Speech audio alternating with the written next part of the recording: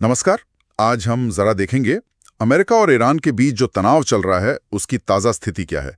मतलब 22 जून 2025 तक क्या कुछ हुआ है। हमारे पास कुछ रिपोर्ट्स और लेख हैं, तो कोशिश करेंगे कि इस उलझे हुए मसले की जो ज़रूरी बातें हैं वो समझ आ जाएं। मकसद सीधा है, आपको बिल्कुल साफ और सीधी जानकारी देना। तो पहला सवाल यही उठता है कि क्या अमेरिका और ईरान के बीच जंग छिड़ गई है? ज़मीन पर क्या चल रहा है असल में? देखिए, सबसे पहली बात तो ये है कि कोई औपचारिक युद्ध मतलब ऑफिशियल वॉर घोषित नहीं हुआ है।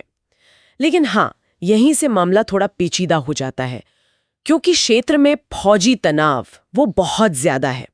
हमने देखा कि जून में इजराइल ने ईरान के कुछ परमाणु और मिसाइल ठिकानों को निशाना बनाया, और इसके जवाब में अमेरिका ने शायद तनाव को और बढ़ने से रोकने के लिए अपने बड़े नौसैनिक जहाज तैनात किए हैं, जैसे यूएसए निमित्ज और यूएसएस फोर्ड। हाँ, ये तैनाती हुई है।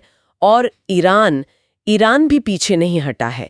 इजरायली हमलों के जवाब में उन्होंने भी मिसाइलें दागीं, ड्रोन्स का इस्तेमाल किया है और साथ ही एक बहुत साफ चेतावनी दी है। चेतावनी किस तरह की? उन्होंने कहा है कि अगर अमेरिका सीधे तौर पर इसमें शामिल होता है तो वो मध्य पूर्व में जो अमेरिकी ठिकाने हैं उन्हें निशाना बनाएंगे, और इसे उन्होंने पूर्ण युद्ध की संभावना से जोड़ा है। तो ये दिखाता है कि वो इसे हल्के में नहीं ले रहे। बाप रे, इसका मतलब तो ये हुआ कि दोनों तरफ से सैन्य तैयारी एकदम जोरों पर है। एक तरह की शौहरमात वाली बात हो गई है। हाँ, बिल्कुल बिल्कुल वैसा ही है। अमेरिका ने आप देखें तो क्षेत्र में हजारों सैनिक तैनात कर रखे हैं। विमान वाहक पोत हैं, B-2 जैसे स्टेल्थ बॉम्बर भी हैं। ये एक तरह से अपनी ताकत का प्रदर्शन है। हाँ, और शायद ईरान को कोई कदम उठाने से रोकने की कोशिश भी। सही कहा। और दूसरी तरफ ईरान ने भी अपनी तैयारी पुख्ता रखी है। उनका जो S-300 मिसाइल डिफेंस सिस्टम है, हाँ, सुना है उसके बारे में। उसे परमाणु ठिकानों के पास हाई अलर्ट पर रखा गया है।